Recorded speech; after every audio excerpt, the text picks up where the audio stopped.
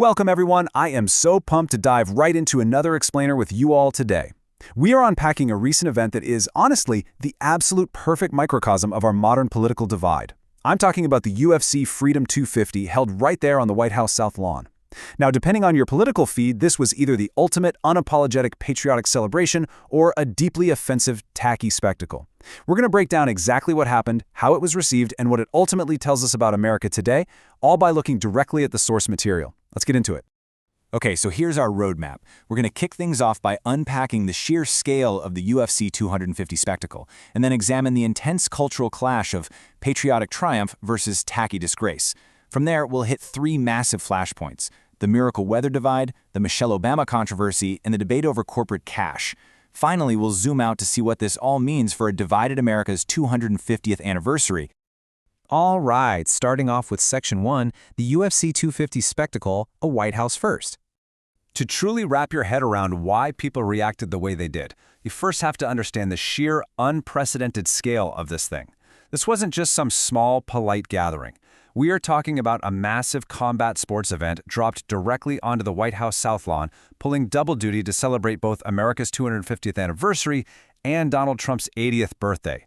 The logistics, absolutely staggering. The UFC built a custom fighting dome right outside the White House. Around 60,000 people swarmed the Lincoln Memorial just for the fighter weigh-ins. Over the weekend, almost 200,000 people were out on the grass watching on giant screens. You had military jet flyovers, extreme nitro circus stunts, and VIPs everywhere, including Mark Zuckerberg. Which, let's be honest, the image of Mark Zuckerberg sitting at a cage fight next to the Lincoln Memorial is, well, it's pretty surreal. Attendees called it a completely unique one-of-one experience. But, if you really want a tangible sense of the footprint, 494. That highly specific number was actually pointed out by a panelist on CNN's Abby Phillips show. That is the number of porta potties brought onto the grounds. It perfectly captures that massive, carnival-like footprint stamped right onto the presidential lawn. A detail that totally thrilled the fans, but deeply unsettled traditionalists. Which leads us perfectly into Section 2, patriotic triumph versus tacky disgrace. Two completely different views of the South Lawn. What's really fascinating here is the pure dichotomy of the reactions. To conservative commentators and supporters, this was a proud, unapologetic, distinctly American event. They saw an ultimate celebration of freedom, of strength, and honoring the troops, capped off with an incredibly moving rendition of the national anthem. But you flip the channel to critics on the left, and this was viewed as a tragically tacky ego trip. They felt it fundamentally turned the People's House into a cheap, commercialized circus. To really steelman the critics' argument, listen to this quote from commentator Bill Kristol, which made the rounds pretty heavily among those opposing the event. After all, it's vulgar, it is violent, it is commercial, it's grandiose, it's tacky, and it dishonors a place once thought worthy of care and respect. The core argument here is that hosting a violent cage fight actively degrades the cultural and historical sanctity of the executive mansion. But wait, because conservative supporters flat out rejected that moral outrage. Their counterargument pointed straight back to controversies under previous Democratic administrations. They fired back with arguments like this: "You may not like the UFC thing at the White House, but the moment you hung a giant pride flag from the columns and had half-naked trans activists exposing themselves on the lawn, you lost all right to complain about desecration." So they basically framed the left's outrage as entirely hypocritical. Moving right along to Section 3, the miracle weather divide. Did the storm actually part? Okay, beyond those broad cultural debates, this weekend was defined by three very specific flashpoints. The first, an act of nature.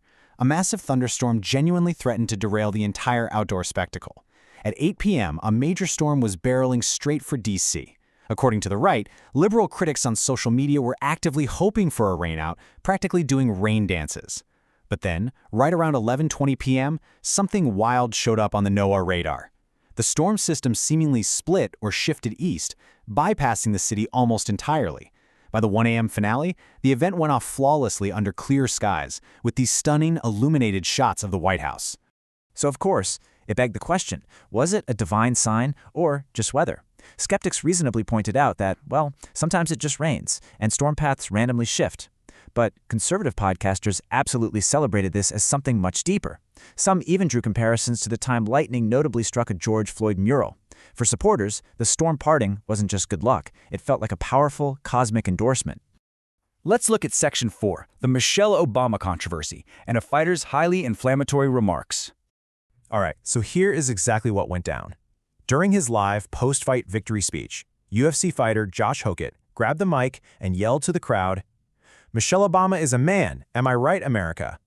Now, commentators quickly noted that following this specific remark, Donald Trump, who was sitting right there in the front row, smirked, while the crowd around him erupted into laughter. The really crucial takeaway here is how fractured the aftermath was. Critics were absolutely furious, condemning the comment as ignorant, disrespectful, and an intentional spread of hate against a highly accomplished former First Lady. They asked how such vile rhetoric could be allowed at a celebration of America. On the right, however, the reaction was far more calculated. UFC President Dana White didn't technically endorse the comment, but he called Hokett a marketing genius. He essentially pointed out that by aggressively leaning into these right-wing internet conspiracy theories, the fighter had instantly guaranteed himself massive infamy, attention, and future viewership. Next up, Section 5, Corporate Cash and Hypocrisy, the funding debate. The third and final major flashpoint was all about the money, specifically the staggering $60 million price tag of the event and the heavy corporate branding plastered all around the White House. Critics on the left were appalled by the optics here. One commentator summed up the left's outrage perfectly, saying, "This is more of his pay-to-play of his grift and graft. He's playing the Great Gatsby with his big spectacles on the White House lawn." Their argument was that it is deeply crass and corrupt to throw a multi-million-dollar corporate-fueled party while everyday Americans are struggling with basic costs like housing and groceries. And this perfectly illustrates the ping-pong nature of our politics. Conservatives immediately fired back by pointing directly at the event's sponsors. We're talking massive megacorporations, AT&T, Boeing, Microsoft, Amazon, Walmart. Conservatives noted that these are the exact same companies that routinely bankrolled Democratic national conventions and presidential inaugurations. So they argued that corporate influence in politics is a 100% bipartisan reality, and that Democrats only pretend to be outraged by corporate money when it's funding a Trump-led event instead of their own. Which brings us to Section 6, a divided America's 250th. Two very different celebrations. Let's zoom out for a second. The whole point of this weekend was to celebrate America's semi-quincentennial. That's our 250th anniversary. But instead of unity, what we got was a perfect, split-screen summary of our current political reality. On one side of the screen, you've got the UFC Freedom 250 at the White House, cage fights, jet flyovers, Kid Rock, and an unapologetic focus on nationalism, physical strength, and grand spectacle. On the exact opposite side, you had Democratic counter-programming. While those fights were happening, liberal leaders were deliberately meeting with children held at the Dilley Immigration Detention Center down in Texas, focusing their messaging entirely on human rights, empathy, and systemic abuses. It was, quite literally, two completely different versions of what it means to be American right now. And that brings us to a rather heavy final thought. Looking at everything we've unpacked today, we see an event that delighted half the country and completely disgusted the other half. So I have to ask, if a celebration of our 250th anniversary looks like two entirely different countries, what does that mean for the next 250 years? I really want you to take that question with you. Thank you so much for joining me for this explainer, and I will see you next time as we keep exploring the fascinating world around us. Have a great one.